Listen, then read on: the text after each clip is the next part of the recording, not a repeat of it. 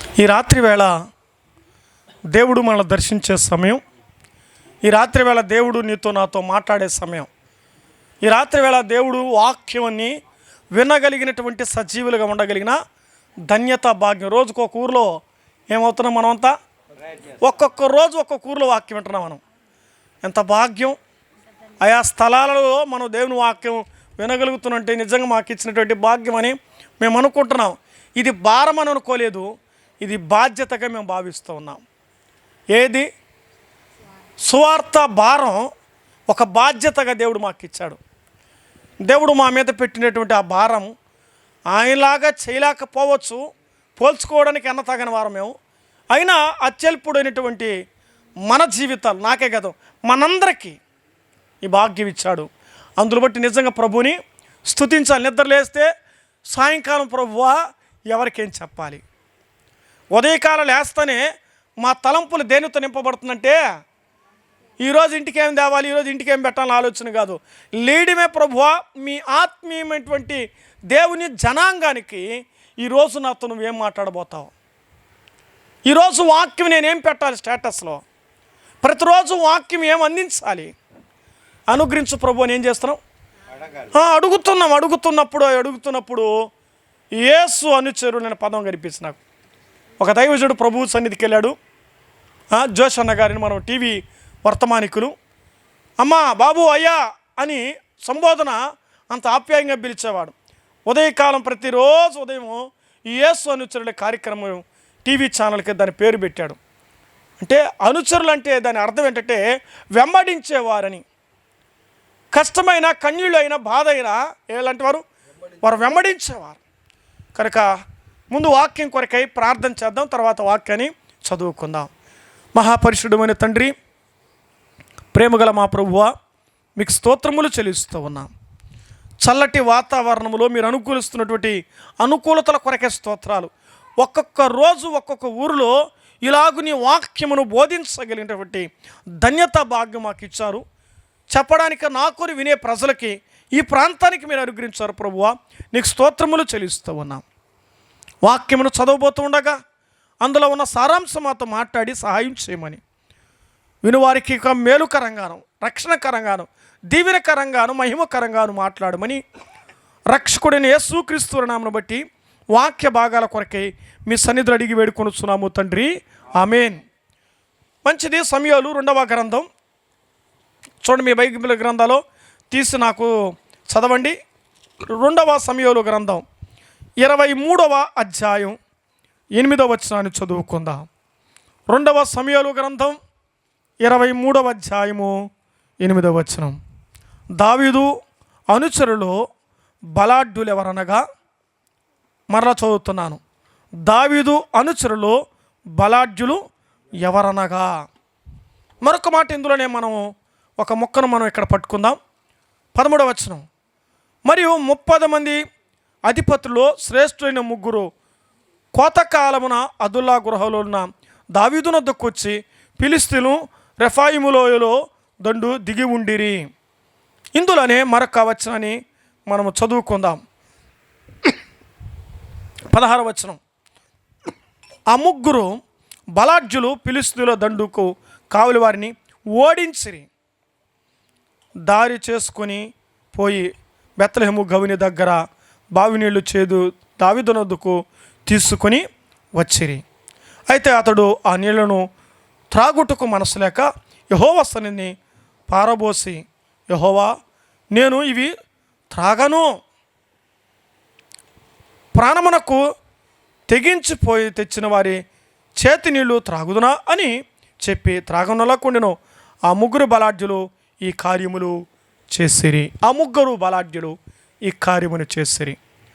ఆ 3 బలాఢ్యులు అని సంబోధిస్తూ అసలు సందర్భం వివరణ ఏంటంటే, మనం బాగా ఆలోచన చేస్తే దావీదు యొక్క అనుచరులు అని చూస్తున్నాం.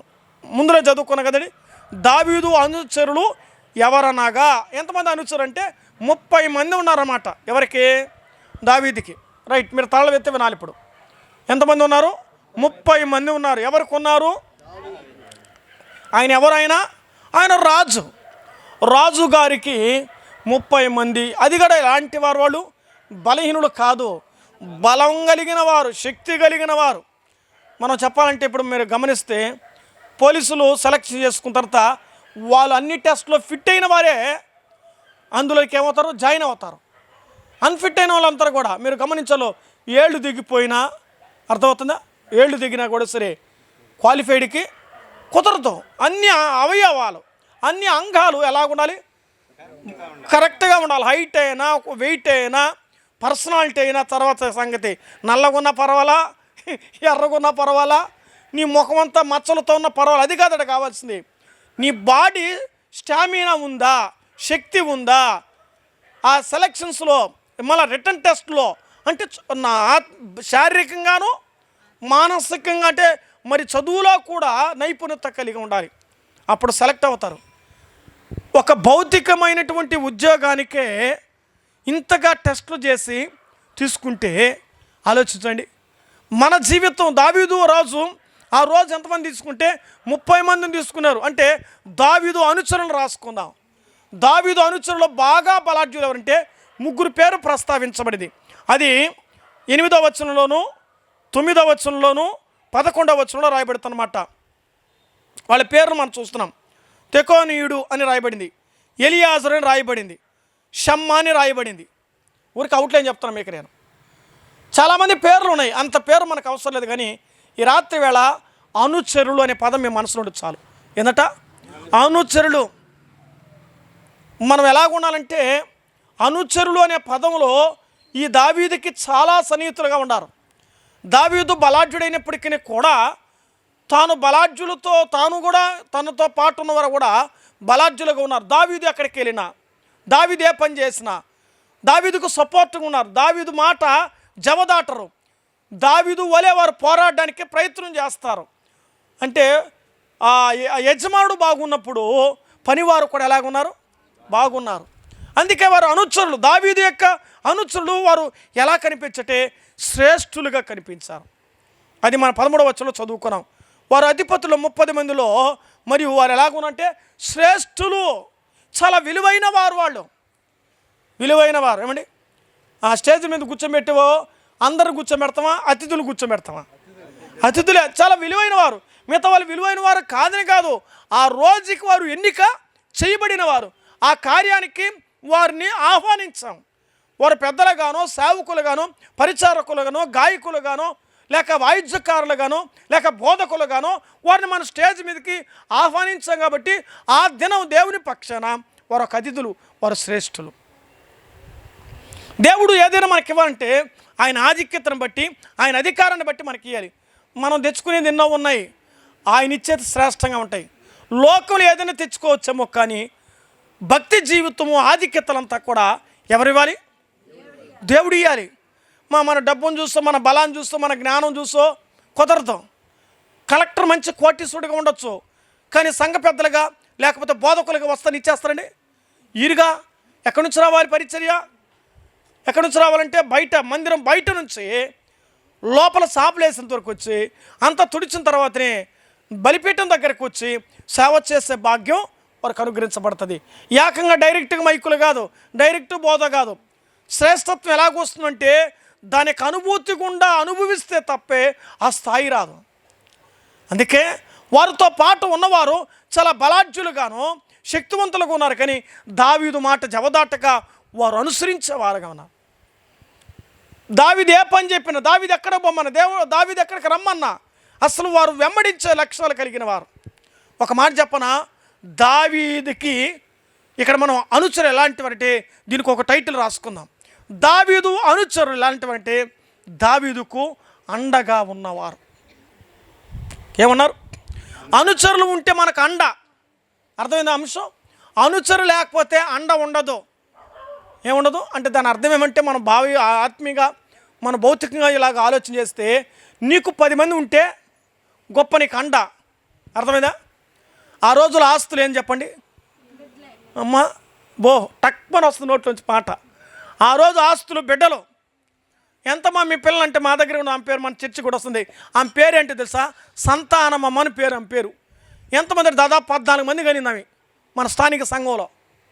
14 మంది ఇంకా ఎక్కువ బహుశా నాకు అంత గుర్తులేదు, నాకు గుర్తుందరు. వాళ్ళ పిల్లలు మనవరాలు అయితే ఏమైపోతుందా, ఒక ఊరు అయిపోతుంది, ఒక కుటుంబం ఒక ఊరే అయిపోతుంది. ఒకరోజు అన్నాడు, ఏరా బాబు పిలవలేదని అంటే, అన్నా ఒకరు పిలిస్తే ఇంతమందినా ఏమన్నా ఈ ఫంక్షన్నా, ఒకరు పిలిచే కష్టం, అందుకే సింపుల్ కేక్ కట్ చేస్తున్నాం. అర్థమవుతుందా? పెట్టకూడదని కాదు కానీ పరిస్థితులు కుదరవు కదా. అంటే ఆలోచన చేయాలి. ఈ రోజుల సంఖ్య అంత దినాలు ఉన్నాయి. ఈరోజు ఎలాగున్నామంటే 1 ముద్దు, 2 వద్దు, 3 వద్దే వద్దు, ఇది టైటిల్. అప్పుడు కాలానికి ఇప్పుడున్నటువంటి నిత్యావసర జీవితానికి అప్పుడు చదువుతున్న దానికి పలకా బలపించి పంపించేసినారు ఆ రోజులో. ఇప్పుడు పలకా బలపం కాదు, దాంతో ఎన్ని కావాలో ఇంకా చెప్పుకొని పోతే ఎంత అయిపోతుంది. సబ్జెక్ట్ ధ్యానం చేద్దాం, ఆలోచన చేద్దాం. వారు అండగా ఉన్నారు. ఇక్కడ నేను చెప్పబోయే దేవుడు నాకు ఇచ్చిన మాట ఏంటంటే, నీతో 10 మంది ఎలా ఉండాలి, నీకు ఒక అండగా ఉండాలి. ఒంటరి బ్రతకు కాదు, ఎవరు లేని అనాథగా బతకూడదు. దేవుని పిల్లలు ఎవరు అనాథులు కంటే ఆడొక సంఘం విజిట్ చేస్తారు చాలామంది ఉన్నారు రోజుల్లో. 7 రోజులు, 2 రోజులు, 2 రోజులు ఇట వాళ్ళు ఏమంటారు, వీళ్ళు ఏమంటారంటే ఆత్మీయ జీవితంలో అనాథ బిడ్డ వీళ్ళు. ఒక సంఘం, ఒక సేవకుడు, దాన్ని పరిచారకుడికి మీరు అనుసరించాలి. వారు మీకు అండగా ఉంటారు, మీకు వారు అండవాలి. అంతేగాని అట్లా కాదండి, ఏడో మమ్మల్ని పిలిచారండి, ఆడ మమ్మల్ని పిలిచారండి, ఇవంతా కాదు. తల్లి సంఘానికి ఉన్నంత విలువ ఎక్కడా ఉండకూడదు. ఆ స్థానమే వేరు, ఆ స్థాయే వేరు. సొంత ఇంటికి పక్కన పడుకునేది ఎట్ట పడుకుంటామా? మన ఇంట్లో దొల్లినా, మన ఇంట్లో ఎట్టున్నా వేరు. పక్కింట్లో పడుకోవాలన్నా కూడా కొంచెం గిల్టీగా ఫీల్ అవుతాం, కొంచెం జంకుగా ఉంటుంది, కొంత అంత కంఫర్టబుల్గా ఉండదు మనకు. దేవుని సన్నిధిలో మనం ఎలాంటి వారమంటే 10 మంది అండ సంపాదించాలి. అబ్బా వాళ్ళు ఎంతమంది ఒడ్డయ్య వాళ్ళు ఎంతమంది ఉన్నారు? దేవుని సంఘంలో, ఈ లోకంలో నువ్వు సంపాదించవలసింది మనుషుల్ని. ఈ రోజులు ఎలాగుంటే, మా ఇంటికి వస్తే ఏం చేస్తావు, మీ ఇంటికి ఏమిస్తావు, మీ ఇంటికి వస్తే ఏమిస్తావు, తెచ్చేది లేదు ఇచ్చేది లేదు. ఇప్పుడు దినాల్లో తెచ్చేది లేదు ఇచ్చేది లేదు. అందుకే ఇప్పుడు ఒక కొత్త టైటిల్ పెట్టారు, నో గిఫ్ట్స్. ముందుగానే టైటిల్ చేస్తున్నారు, ఎందుకంటే వీళ్ళు ఇవ్వలేని పరిస్థితి, వాళ్ళు ఇచ్చే పరిస్థితి ఉండదు. చాలా వరకు మేము వెడ్డింగ్ కార్డ్స్లో చూడండి, మేము బహుమతులు తీసుకొనబడవు. ఆలోచన చేద్దాం. మన జీవితం, మనకంటూ ఒక అండ ఉండాలి, మనకంటూ ఒక సంఘం ఉండాలి. సంఘం నీకు అండ. ఈరోజు సంఘాన్ని దాటి, పరిధులు దాటి వెళ్ళే వాళ్ళు చాలామంది ఉన్నారు. ఆ రోజు దావీదుకు అనుచరులుగా ఉన్నారు, దావీదు వారికి సపోర్ట్గా ఉన్నాడు. ఒకరికి ఒకరు పెనవేయబడిన అనుభూతి. ఈరోజు నువ్వు అండ సంపాదించాలి. నాకెవరు లేరు, నేనేమి చేయలేను అని నువ్వు అనుకుంటే ఆధ్యాత్మికమైన జీవితంలో నీకంటూ ఒక స్థానం ఉండదు, నీకంటూ ఒక స్థలం ఉండదు. అది పోగొట్టుకోకూడదు. దావీదు అక్కడికి వెళ్ళినా వీళ్ళందరూ పోతారు. యూనిటీ ఐక్యతతో వాళ్ళు వెళుతున్నారు, సమాధానంతో వెళుతున్నారు, సంతోషంగా వెళుతున్నారు. చూడండి, రాత్రి ఇలాగే చూస్తున్నాం, మరలా ఈరోజు రాత్రి ఇలాగే చూస్తున్నాం. నూతనమైన వారు కూర్చుంటున్నారు, సువార్త వింటూ ఉన్నారు, వాక్యాన్ని గ్రహిస్తూ ఉన్నారు, జీవితంలో మేలు పొందుతున్నారు. నాకెవరొద్దు, నేను ఒంటరిగా బతకదంటే కాదు. ఏమండి, సంపాదించాలి. డబ్బుతో సంపాదించేది వేరు, ప్రేమతో సంపాదించేది వేరు, మాటతో సంపాదించే వేరు, కక్షతో సంపాదించేది వేరు. దావీదు బలాఢ్యులు సంపాదించుకున్నాడు. అసలు ఎలాంటివంటే ఏమి చేయడానికి రెడీ. మీరు వాళ్ళ చరిత్ర చదివి తెలుస్తుంది. దావీదు ప్రాణం కంటే ఎక్కువగా ప్రేమించిన వారు ఉన్నారండి. దావీదు నీ కొరకు నా ప్రాణం పెడతాం, అదండి, అంతగా లీలమైపోయినారన్నమాట. అనుచరులంటే వారిని వెంబడించేవారుగా ఉండాలి. వీరు అంత స్థితిలో ఉన్నారంటే దావీదు కూడా ఎట్టుండాలి అమ్మా? ఆయన కూడా అదే విధంగా ఉండాలి కదా. అంతగా ప్రేమించారంటే ఊరికే ప్రేమించుంటారా? అంతగా తోడై ఉన్నారంటే అంతగా ఉంటారంటే దావీదు కూడా అలాంటి మనస్సు కలిగిన వాడే కాబట్టి అనుచరు కూడా అలాంటి వారు ఉన్నారు. కాబట్టి మనం పొందాలంటే మనం ఇవ్వాలి, అంతే కదా. మనం పొందాలంటే మనం ఇవ్వాలి. ఇవ్వకుండా పొందలేముగా, ఇవ్వకుండా తీసుకోలేముగా, ఇవ్వకుండా అనుభవించలేముగా, ఇవ్వకుండా వాటిని ఆనందించలేముగా. పొందాలంటే మనం ఇవ్వాలి. ప్రభువుకు నువ్వేమి ఇస్తున్నావు రాత్రి వేళ? ఎంతసేపన్నా నాకు ఈ ప్రభు, నాకు ఈ ప్రభు, నాకు ఈ నాకి నాకి నాకి నాకి నాకి ఇదే పదం అయిపోయింది బతికినంత వరకు. ప్రభు నీ దగ్గర నుంచి కోరేది ఆయన ఏం కోరేది నా కుమారుడా, నా కుమార్తె, నీ హృదయం నాకు ఇస్తావా? అది దేవుడు కోరుతున్నాడు. కాబట్టి బలాఢ్యులు దావీదుకుండగా వారు అండగా ఉన్నారు అన్న సంగతి చూస్తున్నాం. రెండవది మనం చూస్తే అనుసరించగలిగిన జీవితంలో మరొక మాట దేవుని వాక్యంలో ఆదికాండం 5వ అధ్యాయం 21వ వచనం చదువుకుందాం.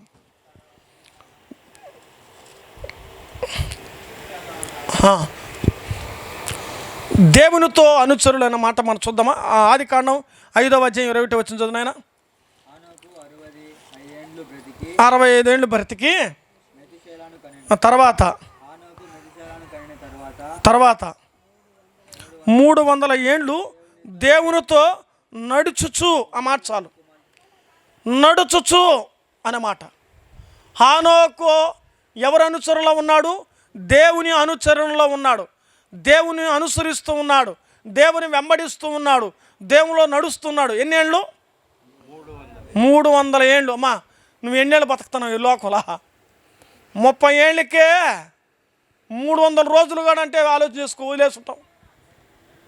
మానవుడి గురించి లెక్కేస్తూ దేవునికి ఇచ్చే మన కాల వ్యవధిలో 70 సంవత్సరాలు 6 నెలలు మాత్రమే అంట. ఎన్ని నెలలు? 70 సంవత్సరాల ఆయుష్ కాలానికి 6 నెలలు ఇచ్చాడు. మిగిలినంత దేవుడి కోసమా? మన కోసమే. స్వాహ స్వాహ అంత మందే నానేది ఎక్కువైపోయింది. దేవుడికి ఇచ్చేది చాలా తక్కువ, మనకిచ్చుకునేది చాలా ఎక్కువ. మన జీవితం అలాగైపోయింది. అతను 300 ఏళ్ళు ఎవరిని అనుసరించాడు? దేవుని అనుసరణలో, దేవుని ఆచరణలో నడిచిన వాడుగా ఉన్నాడు. చెప్పడం ఈజీ కానీ 300 ఏళ్ళు దేవునితో ఒక వ్యక్తి, ఒక మానవుడు నడవచ్చడం అనేది అసలు ఎట్లా ఉండాలి? మానవుడికి దేవునికి మధ్య ఆ సంబంధం, ఆ బాంధవ్యం, ఆ నడిపింపు 30 రోజులు కలిసి ఉంటేనే 3 రకాల సమస్యలు ఏర్పడుతుంది దినాల్లో. 30 రోజులు కలిసి ఉంటేనే మూతులు మాడిపోతుంది దినాల్లో. 3 ఏళ్ళు సంఘం ఉంటే 30 తిప్పలు పెడుతున్నాం సంఘాల మధ్యలో. అవునంటారా కాదంటారా? మరి 300 ఏళ్ళు ఎట్లా ఉంటాడండి? ఏ రోజున కోప్పడు ఉండడా దేవుడు? లేక ఈయనేమైనా కోప్పడా హానోకు దేవునితో? ఎట్లా మెరాకిల్, ఒక అద్భుతం. ఆ చదువుతూ ఉంటే చదవడం ఈజు, కానీ దాన్ని గ్రహించడం, దాన్ని అన్వయించుకోవడం, దాని గురించి ఆలోచించడం మెంటలు పట్టిపోతుంది అంటారు లోకం. నాకే మెంటలు పట్టలేదులే, లోకం కాదు చెప్తున్నాను. అసలు ఏందబ్బా అంటాం, ఎట్టబ్బా అంటాం. మరి ఎప్పుడైనా ఈ వాక్యం చదువుతున్నప్పుడు నీకు అలా అనిపించిందా? బైబిల్ చదివితే మెంటలు అనిపించింది ఎప్పుడండి? నాకు అనిపించిన రోజులు. ఎందుకంటే నాకు అర్థం కాలేదు కాబట్టి. కొంతమందికి నీకు అర్థం కాకపోతే నీకేం రావాలా? అసలు ఎందుకు అర్థం కాలేదు? ప్రభు ఏం ప్రభు? ఆ అన్వేషణ ఎవరికి వస్తుంది తెలిసినా? మాలాగు బోధించే వాళ్ళకి వస్తుంది. మీలాంటి వాళ్ళకి ఏమొస్తుంది? ఇలా బోధిస్తుంటే హాయిగా వస్తుంది. నేను అనలేదు ఏమండి. చక్కగా గోళ్ళ కానుకుంటే వచ్చేదేంది? ఆనందం. ఏదయ్యా అయ్యో ఇదేమైనా పగులయ్యా? రాత్రి 8 గంటలకు వాక్యం చెప్తుంటే ఇంక నిద్ర రాకుండా ఏమొస్తుందయ్యా అంటారేమో. మీరు దొరికేది మాకు రాత్రిగా, పగులంతా మీరు వాడుకుంటే ఇంకా రాత్రి మిమ్మల్ని పట్టుకోకపోతే మేము ఎప్పుడు పట్టుకోవాలి మిమ్మల్ని? ఆలోచించేద్దాం. దేవునితో అతడు నడిచాడంటే ఆయన ఆజ్ఞల విషయంలో ఎన్ని చెప్పుంటాడో, ఎన్ని రోజులు అసలు నడిచినందువల్ల హానోకు కలిగిన ఒక మాట ఏంటో తెలిసిన? మరణము చూడకుండా కొనిపోబడ్డాడు. మరణం చూడకుండా. ఇది సాధ్యమా అంటే 6 రోజులు సాధ్యం, ఈ రోజులో అసాధ్యం. ఎందుకంటే దేవుడు ముందన్నాడు నేను వస్తాను మిమ్మల్ని తీసుకెళ్తాడు. ఆ పదంగాని చెప్పకపోయింటే మనకు కూడా సాధ్యమే. నా మాట మీకు అర్థమైంది బాబు? ఏమర్థమైందా? అర్థమైందా? ఆ రోజుల్లో ఆ మాట దేవుడు చెప్పలేదు కాబట్టి ఆ రోజు సాధ్యపడింది. ఈరోజు ఆయన నేను వచ్చి మిమ్మల్ని మళ్ళా తీసుకెళ్తానన్నాడు కాబట్టి ఇప్పుడు సాధ్యపడదు. కానీ ఆ రోజున్న దేవుడు ఈరోజు ఉంటున్న దేవుడు ఒకటి. కాలాలు మారచ్చేమో కానీ దేవుడు మాత్రం మారలా. మనం మార్చేస్తున్నాం. ఇష్టం ఉంటే వస్తాం, అంతే, అది మన ఇష్టం. బిజీగా ఉన్నానయ్యా, టైం లేదయ్యా, అలసిపోయినానయ్యా. ఎవరి కోసమా? ఏమ్మా బలవంతంగా ఎందుకోసం పిలుస్తున్నావు? నువ్వు ఆశీర్వదించబడాలి, నువ్వు మేలు పొందాలి, నువ్వు దీవెన పొందాలి, ఈ కార్యక్రమం రండమ్మా రండయ్యా అని ఎందుకు ఆహ్వానిస్తున్నావు? నీ కుటుంబ క్షేమం కొరకే. ఏ ఊరి వారమో మనమంతా, ఎవరికి చెందామో యేసుక్రీస్తులో మనం ఒకరయ్యాం. ఆహా, నా భాగ్యం ఎంత, నా ధన్యత ఎంత అన్నాడు భక్తుడు. ఇశ్రాయేలు, అసలు నీ భాగ్యం ఎంతయ్యా? 70 మందితో పోయినారు, 20 లక్షల మంది తయారయ్యారే, ఇది ఎంత భాగ్యం? కరింపాకు చెట్లాగా వచ్చేసినారు. మీకు ఇది ఏంట న్యాయం? చూసారా గింజలు పడితే ఎట్ట వస్తుంది చెట్ల, దమ్మ దమ్మ దమ్మ పిలకలు ఒక చుట్టూ అట్లా ఏర్పడిందే. అంతమంది తయారయ్యారు మీరు ఐగుప్తులోకి వెళ్ళిన తర్వాత. ఆలోచిస్తున్నారా? హానోకు దేవునితో కూడా నడిచాడన్న సంగతిని మనం చూస్తూ ఉన్నాం. అందుకే అతని జీవితం కొనిపోబడ్డాడు, దేవుడే తీసుకెళ్ళాడు. కాబట్టి మన జీవితంలో పరలోకరి కొనిపోవాలంటే ఆయన మనం ఏం చేయాలి? అనుసరించాలి. అదే అర్థం. మూడో విషయం చెప్తారండి. ఇశ్రాయేలు ప్రజల గురించి మనం చదువుతూ ఉంటే నిర్గమాకాండం 13వ అధ్యాయం 21వ వచనం మనం ఎరిగిన సత్యాలే. ఇశ్రాయేలు మోషేను అనుసరించారు. మోషే ఒక అనుచరుడుగా ఉన్నాడు వారి పక్షాన. మోషే ఎలా వెళ్ళమంటే అలా వెళ్ళాలి, మోషే ఎక్కడ ఉండమంటే అక్కడ ఉండాలి, మోషే ఎలా పొమ్మంటే అలా వెళ్ళాలి. అలా వాళ్ళు పోతూ ఉన్నారు, వాళ్ళు పోతూ ఉన్నట్టుగా చూస్తూ ఉన్నాం. అందుకే వాళ్ళ జీవితాల్లో దేవుడు మరి ఈ ఇశ్రాయేలు ప్రజలు మోషేను వెంబడించగా, మోషేను అనుసరించగా, ఆ అనుచరణలో వారు పాటించగా వాళ్ళకి సమృద్ధిమైన జీవితం. ఒక మాట చెప్పాలి, మోషేను వారు అనుసరించినారు కాబట్టి, అనుచరులుగా వారు ఆయనతో ఉన్నారు కాబట్టి వాళ్ళకి జరిగింది ఏం చెప్పండి? మరి ఏం చూస్తారు? వాళ్ళు ఏం చూస్తారు చెప్పాలి. ఇప్పుడు అద్భుతాలు చూస్తారా లేదండి? నేను చెప్పే టైటిల్ అంటే ఆయన అనుచరులో ఉన్నవారు అద్భుతాలు చూస్తారు. ఒకటి అండ ఉంటుంది, రెండవది ఆరోహణం అవుతారు, మూడవది అద్భుతాలు చూస్తారు. అది అంశం. ఒక రైమింగ్ వర్డ్ పెట్టాను ఇందులో. మొదటి అక్షరం నుంచి ఆ అక్షరంతో స్టార్ట్ అవుతుంది. అనుచరులుగా ఉంటే నీకు అండ ఉంది, అనుచరులుగా ఉంటే ఆరోహణం అవుతావు, అనుచరులుగా ఉంటే నీ జీవితానికి అద్భుతాలు చూస్తావు. అసలు ఐగుప్తులో వారు జీవితాల్లో అద్భుతాలు చేయించాడు. ఎప్పుడైనా చూసారా? శకుడుగాండ్రు చేయలేనివి కూడా, మంత్రగాళ్ళు చేయలేనివి కూడా, శోధిగాండ్రు చేయలేనివి కూడా దేవుని ప్రజలు చేశారు. వాళ్ళ వల్ల కానిది వీళ్ళు చేశారు. అన్ని అద్భుతాలు ఎవరు చేశారు? మరి ఒక నాయకత్వం కలిగిన మోషే ద్వారా, ఆహారాల ద్వారా వారు జరిగించారు. వారు అనుసరించగా, అనుసరణ అంటే వెంబడించడం, సాగిపోవడం, ఆగిపోకూడదు. అద్భుతాలు చూడాలంటే నువ్వేమవ్వకూడదు ఏమ్మా?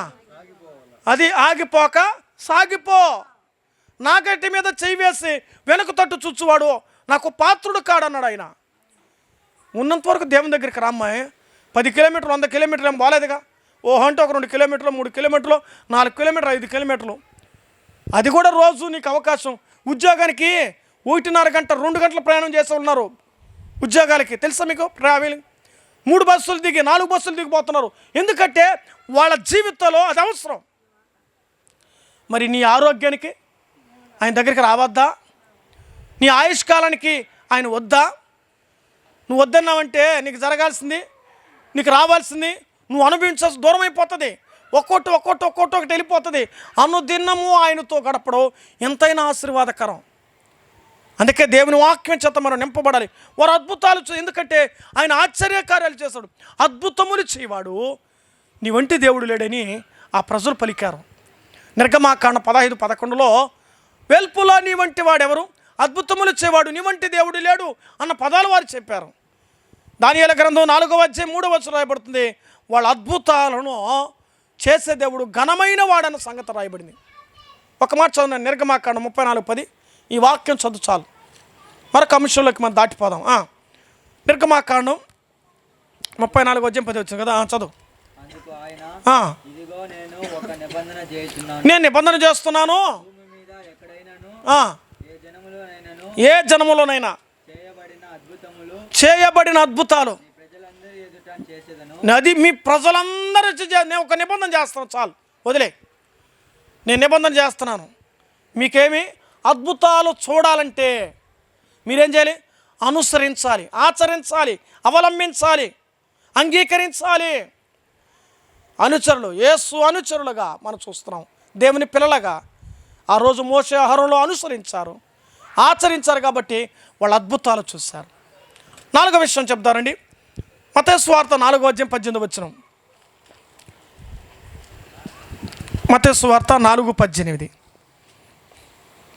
యేసు అనుచరులను రాసుకోండి ఇక్కడ. నడుచుండగా పేతురనబడిన సీమోను, చాలు వాక్యం చదువుతాం, విందాం. ఇక యేసు ప్రభు శిష్యులు యేసు క్రీస్తుని ఏం చేస్తారు? వాళ్ళందరూ కూడా వెంబడించారు. అంటే ఇప్పుడు యేసు అనుచరులు వాళ్ళు ఎవరు అనుచరులు? యేసు అనుచరులు రాసుకోవాలి. యేసు అనుచరులుగా వారు ఉన్నందువల్ల వాళ్ళు ఏం చేస్తారు తెలుసా? యేసు ప్రభు చేయలేని అద్భుతాలు చేశారు. ఏం చేస్తారు వాళ్ళు తెలుసా?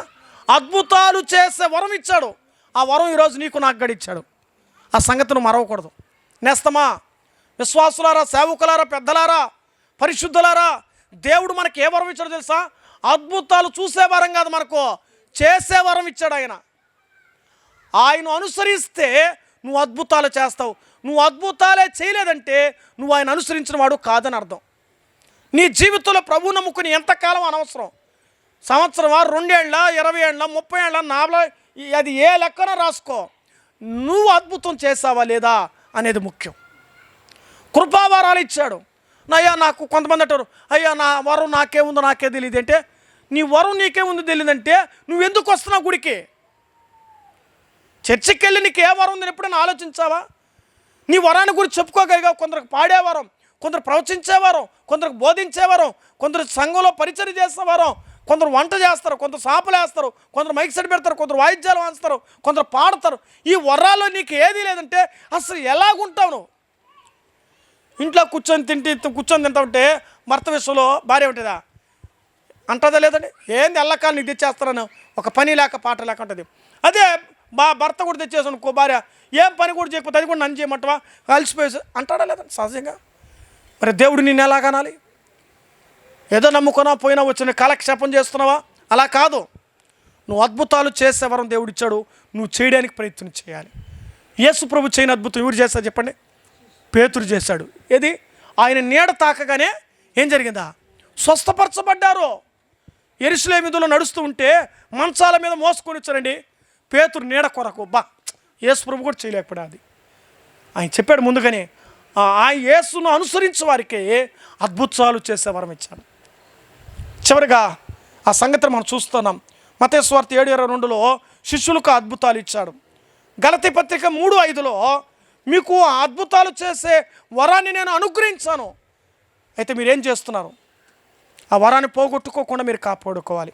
యేసును అనుసరించేవారు అద్భుతాలు చేస్తారు.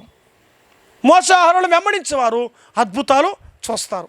ఆ రోజులు చూసేవారు వాళ్ళు జనాలంతా, ఈరోజు చేసేవాళ్ళుగా చేశాడు దేవుడు. అందులో బట్టి ప్రభువుని మనం ఎంతగానో స్తుతించబద్దులం. చివరిగా చూద్దామండి, రోమాపత్రిక 16:1 పౌలు యొక్క అనుచరులను రాసుకుందాం. ఎవరు పౌలు అనుచరులు? ఎవరండి? రోమాపత్రికలు మనం చూస్తాం, చాలా లిస్ట్ రాశాడు పౌలు గారు. ఏమని రాశాడు? చాలామంది తనతో కూడా ఉన్న వారిని గురించి రాశాడు. వారిని గురించి రాస్తూ ఇదిగో అపోలో కానీ, తిమోతి కానీ, తీతు కానీ, ఆ తర్వాత వీళ్ళందరూ కూడా రాస్తాడు. కెంకేరులో సంఘ పరిచరకు ఫీబేకి అను మన సహోదరి అయినటువంటి పరిశుద్ధులు తగినట్లుగా ఇలా చెప్పుకొని పోతే చాలా ఉన్నాయి. నా జత పనివాడి తిమోతి, నా బంధువు లోకాయు, ఇలా చెప్పుకొని పోతే చాలా లిస్ట్ రాస్తాడు ఆయన పౌలు గారు. ఇక్కడ పౌలు యొక్క అనుచరులో మనం చూస్తున్నాం. ఆ పౌలు అనుచరులో చాలా వరకు ఏం కలిగిందంటే సంఘాలు నడిపించగలిగిన వరం కలిగింది. అర్థం చేసుకోవాలి. నువ్వు ఆయన అనుసరిస్తే ఒక నాయకత్వపు బాధ్యత నీకు ఇస్తాడు ఆయన. నువ్వు ఆయన అనుసరించకపోతే ఆ నాయకత్వ బాధ్యత, మా నాయకత్వ బాధ్యత అందరికీ రాదు. సంఘ పెద్దలుగానో, సువార్థికులుగానో, ఆ హెల్డర్లుగానో దేవుడు ఆ స్థాయి నీకు ఇస్తాడు. చాలామంది మేము ఉద్యోగస్తులం అండి, మాకే అట్ట కాదు. దేవుని దగ్గర ప్రార్థన చేసి ఆ వరాన్ని సంఘం చెప్పాలి. నువ్వు నేను ఎంచుకునేది కదా, ఎవరు చెప్పాలా? సంఘం గుర్తించాలి. నీ స్థాయిని, నీ వరాన్ని, నీ తలాంతుల్ని సంఘం చెప్పాలన్నా. ఆయన ప్రార్థన పడన్నా అన్న, చక్కగా వాక్యం అన్న, ఆ పిల్లడు బాగా పాడతాడన్నా అని చెప్తే సంఘ పెద్దలు దాన్ని అంగీకరించాలి. విశ్వాసులు ఏం చెప్తే సంఘ పెద్దలు అంగీకరించాలి. ఎందుకు తెలుసు? కళ్ళారు చూస్తున్నా కదండి. ఆ విషయాలే మనం బైబిల్ గ్రంథంలో చదువుతాం. తిమోతి సంఘములను